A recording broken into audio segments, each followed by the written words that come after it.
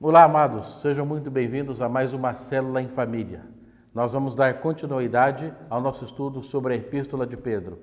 Nessa oportunidade, eu quero te convidar para estudar com a gente a Nação Santa, o povo de Deus. Venha conosco.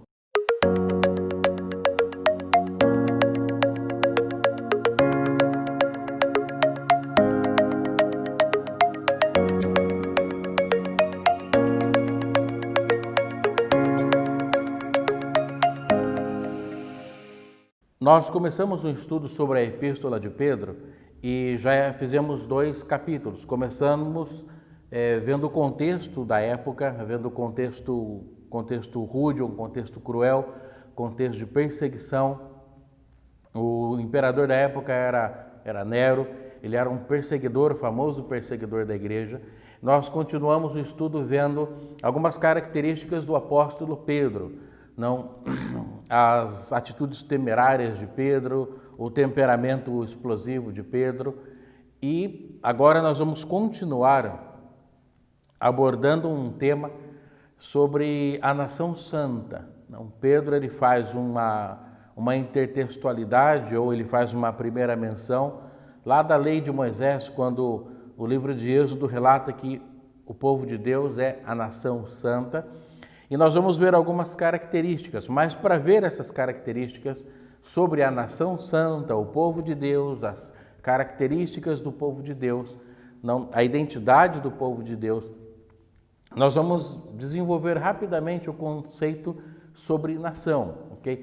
A nação, ela tem muito a ver com a identidade do povo, ela tem muito a ver com a identidade coletiva das pessoas. Nação ele é um termo antropológico, ok? Então, atualmente, nação e Estado, eles são interpretados das duas formas, com o mesmo sentido. Mas a parte do conceito que nós queremos ver diz respeito à nação, que é um grupo humano com uma só cultura, ou seja, que compartilha o mesmo idioma, história, linhagem e parentesco. A característica antropológica da nação é que não necessariamente ela possui território. Nação ou nações são grupos humanos unidos por mesmo idioma, mesma história, mesmos hábitos, mesma alimentação, mesma vestimenta. E Estado seria a parte estrutural, o local onde uma nação vive. Naquele tempo de Pedro existiam muitos grupos humanos, grupos políticos religiosos que estavam atuando na época do Império Romano. Dentro dos judeus tínhamos grupos que procuravam a libertação de Israel, tinha grupos que lutavam contra os romanos, e mesmo fora do Império, fora do contexto religioso da época, existiam outros grupos. Alguns dos grupos nós vamos mencioná-los com algumas características, não profundamente. Alguns desses grupos, eles foram muito importantes na elaboração, ou seja, era parte do contexto socio-religioso daquela época, e o conhecimento desses grupos, eles foram muito importantes, para que Pedro estivesse transmitindo essas palavras. É importante lembrar que quando Pedro escreve essa epístola, ou essas 2 epístolas, Pedro ele estava exercendo uma função apostólica, ou seja, ele estava assentando os fundamentos da igreja, o fundamento que é Cristo, e Pedro estava construindo sobre esse fundamento, para que a igreja tivesse lucidez de quem ela era, quem a igreja era naquele contexto, qual era a função da igreja e como a igreja exercia a sua batalha, exercia a sua milícia. Nós vimos que no começo o império era opressor, que Pedro ele tinha uma forma dele de agir, mas depois que ele conheceu a Cristo, ele entendeu a forma de Cristo. E aqui Pedro está transmitindo algo muito importante para a característica da coletividade eclesiástica. Ele está assentando os alicerces da igreja. Então, é algo muito importante. Naquele tempo, nós tínhamos os saduceus. São muitos famosos, os fariseus e os saduceus. eram dois grupos religiosos da época de Jesus, eram grupos dos judeus. Os saduceus era normalmente formado pelos sacerdotes, era uma elite sacerdotal. Eles não eram maioria, eles eram minoria. Os saduceus não criam na ressurreição, não criam em anjos. Não. Eles eram favoráveis ao Império Romano, eles eram favoráveis à dominação romana, porque eles também acabavam exercendo o poder e o domínio do povo por essa forma. Esse era um grupo que tinha essa identidade. Outro grupo era dos fariseus. Os fariseus, contrariamente aos saduceus, eles acreditavam na vida eterna, eles acreditavam em anjos, ou seja, eles acreditavam no mundo espiritual. Eles eram um grupo normalmente de classe média e eles tinham a simpatia da maioria da população. Muitas vezes a população não estava de acordo com muitas coisas, mas ainda assim eles tinham a simpatia. O apóstolo Paulo, anteriormente Saulo, ele era fariseu. Ele se declara fariseu em Filipenses 3,5. Ele diz o seguinte: circuncidado ao 8º dia, filho da descendência de Israel, da tribo de Benjamim, hebreu de hebreus, quanto à lei, fui fariseu, quanto ao zelo, persegui a igreja, quanto à justiça que há na lei, irrepreensível. Eles eram muito legalistas, com a diferença que, além da lei, eles tinham a tradição, eles seguiam a tradição dos fariseus.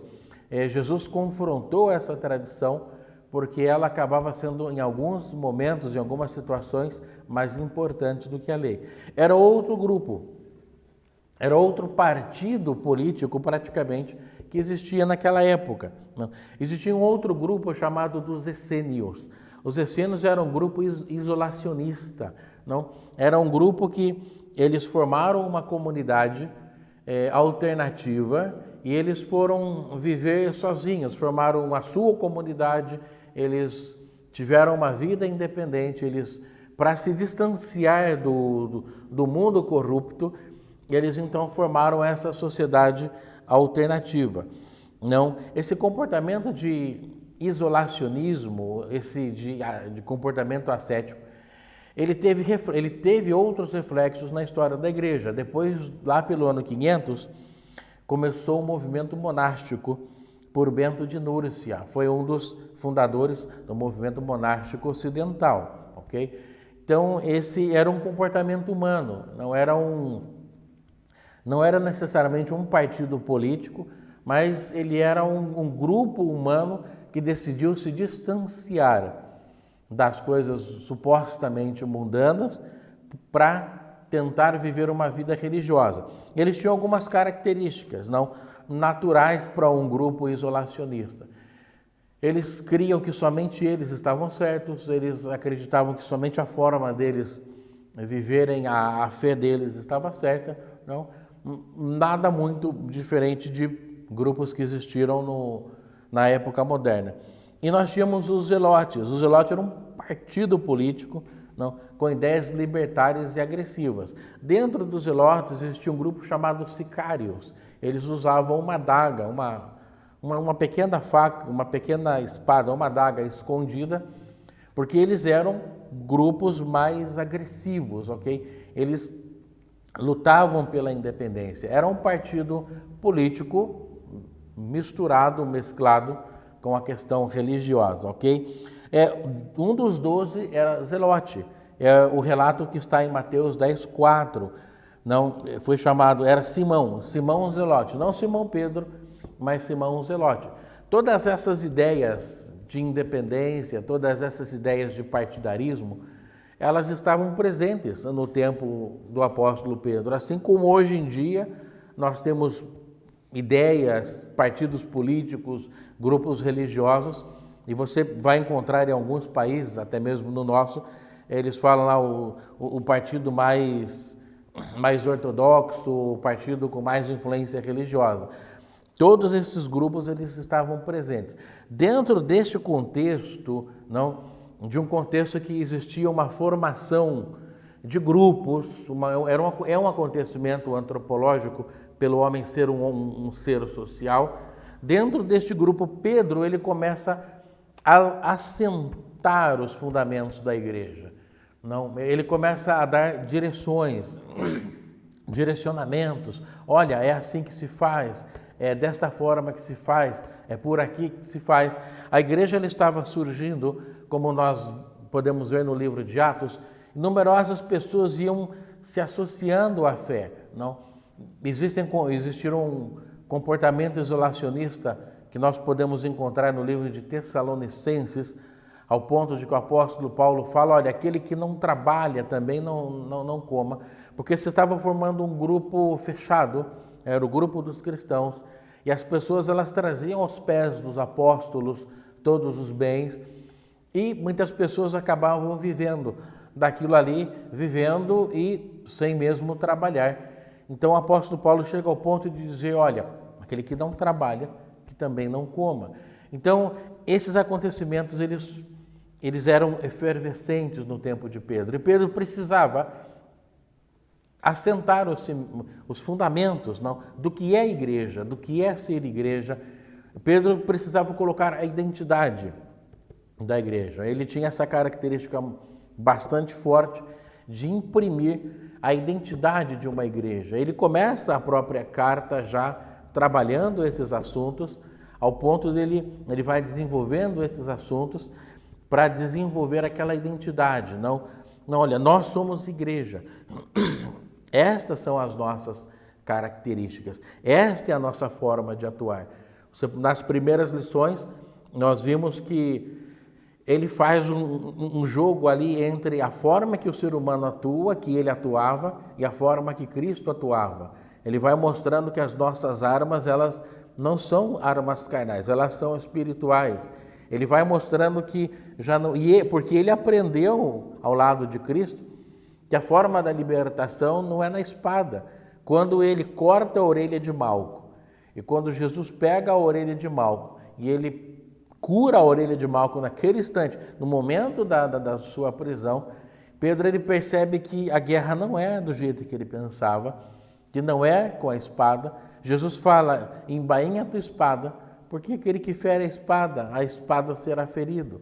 Existem causas e consequências no reino de Deus que eles são inexoráveis, é impossível que não aconteça, não é uma situação sine qua non, é uma situação que de uma forma ou de outra ela vai acontecer. Então ele fala, embainha a tua espada, Pedro, porque quem fere a espada será ferido. E Pedro ele começa a absorver essa identidade de igreja e ele começa a transmitir para a igreja, para dar à igreja essa identidade. Mas qual a importância disso? A importância disso, que o mundo ele era tão convulsionado naquele momento, que eram muitos cristãos. E obviamente que eles não sabiam para que lado ir, porque existiam seguidores de João Batista, existiam os essênios que se escondiam, que formavam comunidades alternativas, existiam os zelotes que buscavam a libertação pela força, existiam os fariseus que ensinavam, ainda que talvez não praticassem, ensinavam a rigidez da lei, não? E Pedro ele aparece, porque ali está surgindo a nação de Deus, está surgindo o povo de Deus, e esse povo de Deus ele precisa da cultura de Deus, da cultura do reino de Deus. Assim como quando Deus tirou aquele povo do Egito, eles saíram do Egito e eles não foram lançados, mas foram encaminhados ao deserto para serem colocados numa outra terra. Eles não tinham, nós precisamos entender a comparação, eles não tinham uma formação cultural completa para ser um povo independente. Eles foram 430 anos, eles foram escravos lá no Egito, então eles não tinham características culturais de nação. Então, a própria língua deles talvez já estivesse deturpada, não? A alimentação eles tinham alimentação de escravo. Deus levava aquele povo para um lugar que fluía leite e mel. Foi esse esclarecimento, a advertência de Deus, olha, a terra flui leite e mel, a terra é abundante, a terra é próspera. E Deus, naquele contexto, foi que surgiu esse versículo que Pedro ressalta aqui, não? Nação eleita, não, nação de sacerdotes, raça eleita, nação santa. Deus estava criando uma nação. Nação porque nós, como igreja, somos nação. Como assim nação? Nós somos um povo com uma língua especial, com uma cultura especial, com um comportamento diferente, um comportamento especial, ainda que não tenhamos terra. Não? É importante lembrar que a nossa pátria está nos céus. Não? A nossa terra, o nosso destino, a terra prometida está nos céus. Nós moramos por aqui, nós passamos por aqui, nós fixamos residência temporária neste mundo, nós vivemos, nós nos alimentamos, criamos filhos neste mundo, mas o nosso destino, a nossa pátria está nos céus. E de lá nós aguardamos o Salvador. Então Pedro ele está trazendo esses esclarecimentos ao povo de Deus, à nação de Deus. Olha, você não é zelote, você não é essênio, e você não é saduceu, você não é fariseu, você é povo de Deus que está sendo formado em Jesus Cristo como nação santa. O povo não tinha essa identidade. Nós, como igreja, precisamos absorver essa identidade. Essa identidade, ela está muito relacionada àquilo que nós somos. A expressão do nosso trabalho, a nossa vocação está muito forte nesse texto. Nós vamos fazer uma leitura rápida são 10 versículos. Ele começa dizendo: despojando-vos, portanto, de toda maldade e dolo, de hipocrisia, invejas e de toda sorte de maledicências. Não? Até aquele momento, as pessoas se manejavam dessa forma. Não? É incrível como Pedro, um simples pescador, ele começa a empregar até mesmo, são termos jurídicos, o dolo, a forma dolosa ou maldosa de atuar, é o dolo operandi, não, que é a forma, faz a propósito, faz por propósito, faz com propósito. Então ele fala, não é essa forma, não é desse jeito. Desejai ardentemente como crianças recém-nascidas o genuíno leite espiritual, para que por ele você já dá do crescimento para a salvação. Ele já vai esclarecendo que a forma de pensar muda, que nós precisamos nos alimentar como nação de Deus, se é que já tendes a experiência de que o Senhor é bondoso, chegando-vos a Ele, a pedra que vive, rejeitada, sim, pelos homens, mas para com Deus eleita e preciosa. Também vós mesmos, como pedras que vivem, sois edificados casa espiritual para seres sacerdócio santo, a fim de ofereceres sacrifícios espirituais agradáveis a Deus por intermédio de Jesus Cristo. Ou seja, ele começa a fazer um paralelo, é uma comparação, é quase uma metáfora de que nós somos construção de Deus, de que nós somos edifício de Deus, ao mesmo tempo, que somos povo de Deus.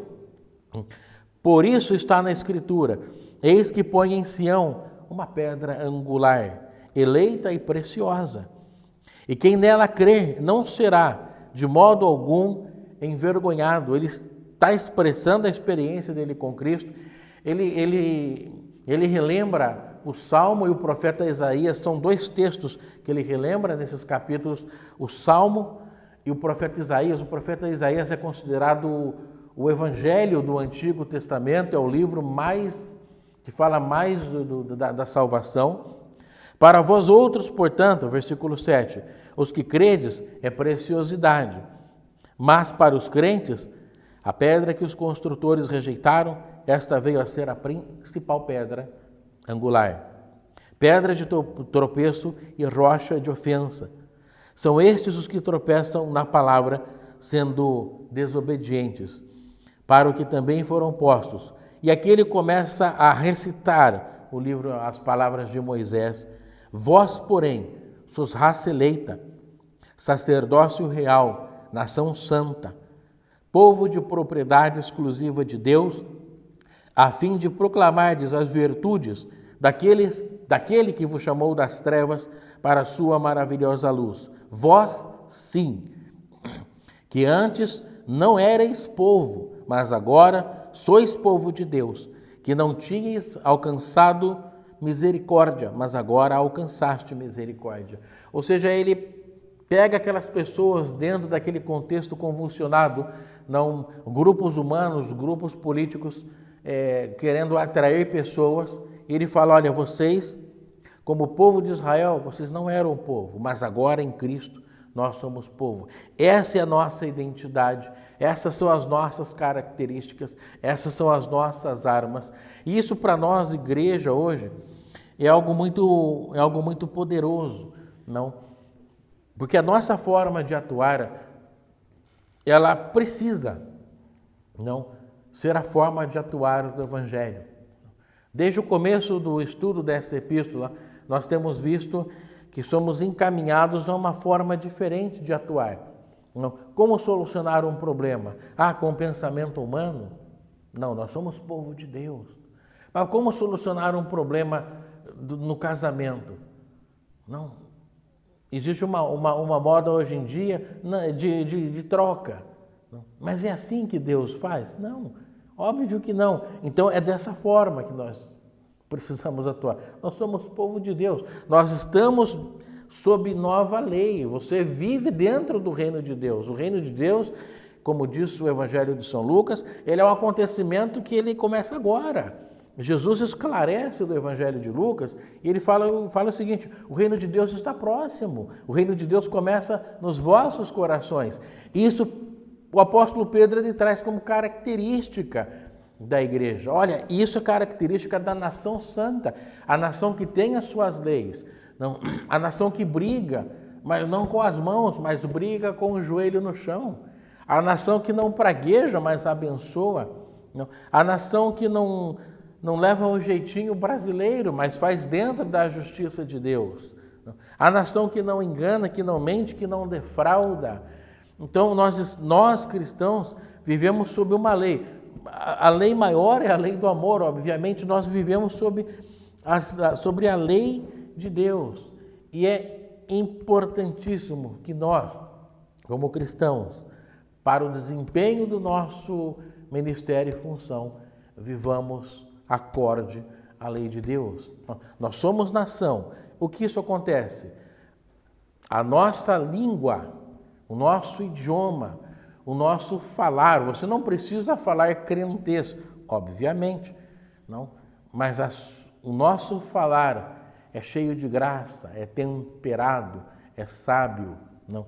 Ele coloca algumas artimanhas da época, não, é muito importante que lembremos que Pedro, ele estava sob o Império Romano, mas a filosofia era uma filosofia grega, não. E a hipocrisia era uma característica muito forte da filosofia grega, não, principalmente de um lugar chamado Creta. Não, a palavra cretino vem de Creta. Então, ele está dentro dessa forma de atuar. Você vai perceber que o apóstolo Paulo, quando trabalha, ele mexe nessa cultura, ele fala para Timóteo, não se enganando pelas fábulas de velhas caducas. Ele está falando dessa filosofia, desse pensamento, de coisas que enganam a alma, que enganam ao espírito. Então Pedro ele está imprimindo as características do povo de Deus. Não, como o povo de Deus age? Não, como eu resolvo um problema? Como eu trabalho? Não, queridos, nós somos povo de Deus. E não há forma de dissociar a minha fé do meu agir. Eu sou, e você é, um cristão dentro da sua casa. Você é um cristão no seu local de trabalho. O seu trabalho deve ser bem feito, não porque você serve ao homem, mas porque você serve a Cristo. Eu sou um cristão na escola. Eu sou um cristão nas minhas postagens das redes sociais. Eu sou um cristão em todo momento. Eu não sou um cristão dentro da igreja somente. Não. Na igreja eu congrego, mas eu sou um cidadão do céu e vivo sob o regimento de Deus, vivo sob a lei de Deus, vivo sob características que conduzem ao povo de Deus. Essas características nós estamos estudando nestas epístolas de Pedro e nós precisamos praticá-las, não? Para ir concluindo, não? Em Cristo somos cidadãos do céu e precisamos nos despojar de toda maldade, dolo, hipocrisia e inveja e nos alimentar dele, para que depois de construídos, sejamos casa espiritual e exerçamos o sacerdócio que nos foi entregue. Então, irmão, você é povo, você é nação. E uma coisa muito linda, eu estava no trabalho, eu comecei a escutar a pregação do nosso culto deste domingo, onde o irmão Guilherme estava pregando, e ele usou um texto do Evangelho de João, e ele falou sobre a identidade. Olha, a identidade do cristão. Realmente, o João ele trabalha fortemente com esse assunto, não? E Pedro também ele trabalha com esse assunto sobre identidade, não?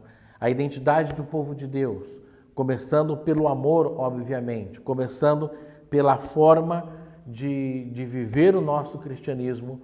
Não, você e eu, nós somos povo, nós precisamos nos preocupar nós precisamos viver a nossa vida cristã plenamente, de maneira plena, e nós precisamos nos preocupar com os nossos irmãos. Nós somos uma nação, nós temos características, não? Nós vivemos uma vida de piedade, não? E como povo de Deus, nessa época de distanciamento, nós podemos ter contato com os nossos irmãos. Não custa você ligar para aquele irmão, você passar uma mensagem, não uma mensagem anônima, não, você passar uma mensagem: irmão fulano, como está? Irmão fulano, como está? Está precisando de alguma coisa? São características do povo de Deus. Quando duas pessoas de nações, da mesma nação se encontram em algum lugar do mundo, você percebe que essas pessoas, elas se entronizam, elas juntam as suas características. Eu já me encontrei com pessoas brasileiras em Assunção.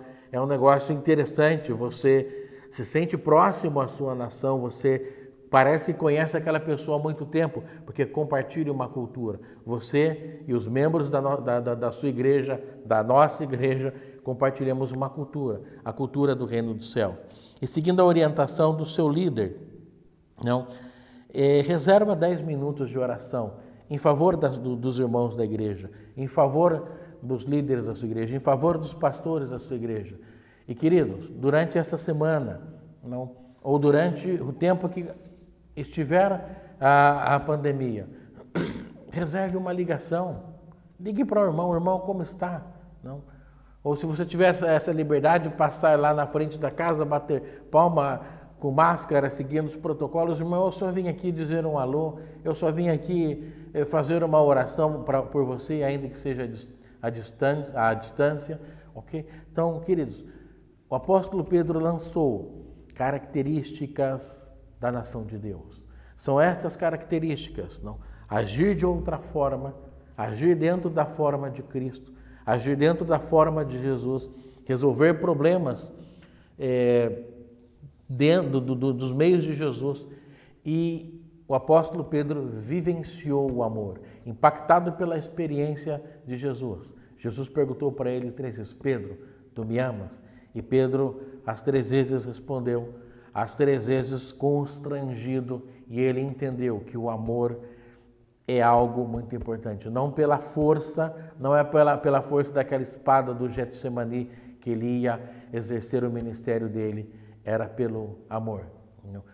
Na próxima semana nós vamos dar continuidade, mas pratica, segue as orientações do seu líder, pratica essa lição e lembra, você e eu somos cidadãos. As leis do reino de Deus estão sobre a nossa vida. E essas leis, elas não são pesadas. Elas são leis que trazem sobre nós bênção e prosperidade. Que tenha uma excelente semana, uma excelente célula em família. Que Deus abençoe a todos nós.